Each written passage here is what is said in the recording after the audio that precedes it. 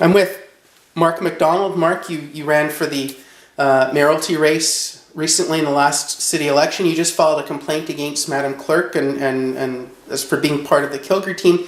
And there's been a lot of misconception in the public about why you did that and whether she actually did something wrong or what the perceptions are. I mean, it could just be the optics. We published her Facebook picture that said she was part of Bob Kilgore for mayor. One, why did you wait so long to file the complaint? And two, how do you feel as someone that ran for office and everything that's entailed in doing that when you see that picture in the video? In answer to the first question, why did I wait so long?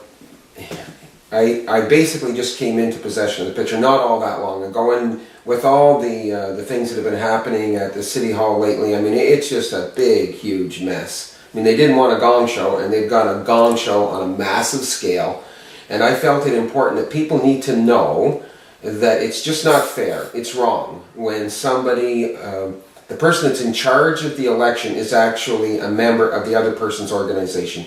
It's time to move on. But it was important that that story be told, and I just don't think it's fair. I think if we sent people over to wherever to monitor elections, and you were to get there and find out that the person that's in charge of the election is part of the other person's organizations, you'd say, listen, it's just not fair from the start. The optics of it are not right. Now, you were a councillor under Mayor Kilgore for his first term as mayor. You were considered the bad boy of that council, as a matter of fact. Yet, I have never heard of issues emanating from your term on council like the issues that are emanating from this council. Now, you served as a councillor, so you know about in-camera meetings and you know some of the machinery works in behind. What the heck is going on this year, in your opinion? It's a real mess. It's a real mess, and it's unfortunate because I think we have so many other battles to fight. I mean, when you look at the economic situation, and you don't need to be a rocket scientist to figure it out, the feds have got no money, the province has got no money, it's going to be coming down the line to the municipalities. So what's happening is we're wasting all this time and all this energy and wasting all that money, and it's unfortunate because there's an element of society that really needs our help, and there's issues that we should be working on that we're not. Now, Andre used the number 1.4 million, which he said in the interview is almost 3 tax points. That's a humongous amount of money. Now, I know one of the stories that's near and dear to your heart right now is having the general hospital facility turned into chronic care, short-term chronic care beds. A lot of these issues that emanated, the Diane Shea case, the Anne-Marie Pilon case, the issues with Mr. Manal, started during your mandate as a councillor.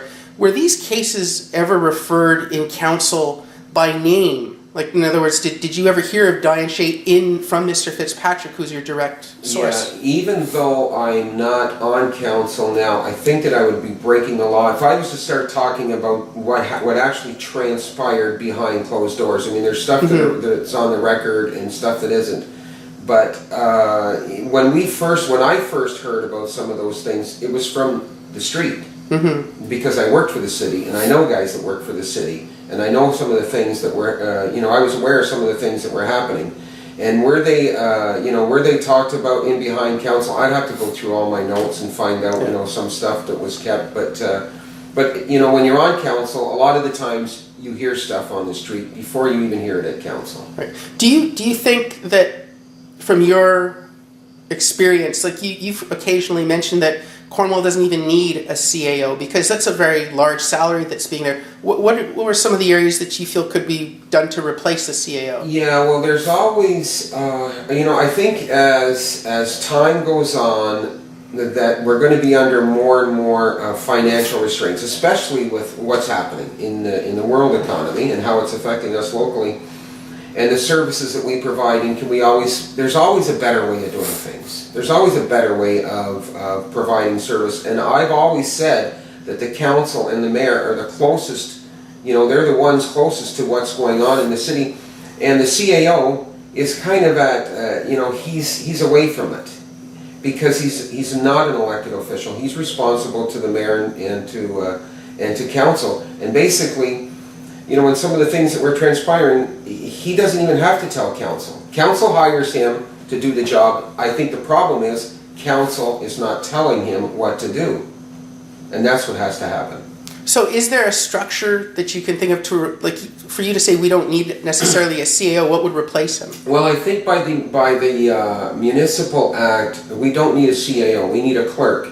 And I've always put the idea forward of what I called an executive committee of council. In other words, you would have the structure would be, instead of having a CAO, you have an executive committee of council. Because right now, the mayor or a council member cannot go to a manager's meeting. In other words, a CAO, whether it's Paul Fitzpatrick or whoever, can be sitting behind closed doors with his managers, and the mayor and council have no idea what they're talking about.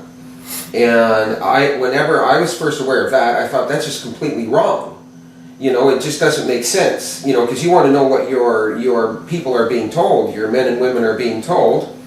And in terms of the Municipal Act, no, you do not need a CAO. You do not need a CAO. And I put forward the idea of running a corporation with an executive committee of council rather than a CAO. In other words, you'd have your 10 members of council and your mayor, and between the 11, you would get 3. It would be like a tribunal that would report and deal with the issues affecting the community. Now, council right now is under a lot of pressure. Mr. Fitzpatrick's under a lot of pressure. There's more and more questions that are being asked. People are demanding, especially with the $1.4 million number being bandied around. And there's almost like an optic or a perception that Mr. Fitzpatrick is being protected by certain members of council. Andre, in his interview, said that, you need to have 6 votes to be able to make a change. From your impression, having worked with all of these people almost, do you think Mr. Fitzpatrick should keep his job? They've still got 2.5 years to go. And I think there's a lot of time being wasted on it. Do I think he should keep his job? That's up to the mayor and to council. And I think that they've got to get their act together and start working on what's good for the community. There are some things that are unfinished projects, so to speak. And the biggest one is how we're going to care for our aging population because of the baby boom. And I think, being tied directly or, working with something to do with the General Hospital for long-term care, something like that, is some of the things they should be working on. What's your biggest fear about the General Hospital property? I think that if we don't act on it as a group, or if we don't get our act together, it'll be sold to a private developer, like the YMCA was, or a lot of the that's what happens with a lot of government buildings. If you don't have some community use for them, they'll be sold to a private developer. Do you think it's practical for your suggestion to use that facility for long-term care? Is it a possible reality, or is it something that would be a big ticket item? Yeah, no, I think it's a good idea, but it's not just going to be long-term care. You can make all the motions you want to the government. It's not going to happen. It would have to be a multi-use facility. In other words, accessible units, long-term care, maybe some doctor's offices or medical service offices or whatever. It wouldn't just be long-term care. But should it be used for the good of the community to address the medical issues and the medical needs of the community? Yes. Now, recently, Councillor Thibault was quoted as talking about revenue-based budgeting for departments, and that was like an echo because I could have sworn you had talked about something similar during your mandate. Yeah, well, basically what the phrase means is living within your means. In other words, revenue-based budgeting, you look at how much money you have to run your household, and you run your household with that much money, or your facility, or whatever. And you don't look in the envelope and say, well, I need more money, I got to go back and ask the boss for more money. The process is, the council determines what the budget is, gives it to the CAO, he's got to make it work. In other words, when you look in that envelope full of money, you can't go in, well, there's not enough, give me more, give me more. It's revenue-based budgeting.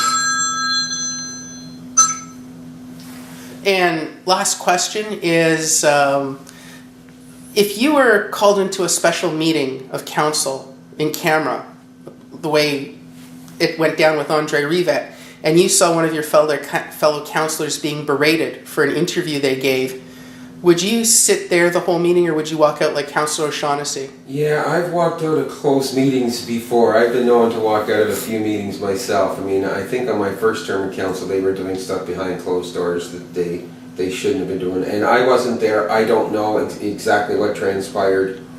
There are ways to protest, and walking out is one of them. And I think the whole thing, is unfortunate that there's so much good that can be done with all that energy and all that money that's being wasted on silly, silly issues.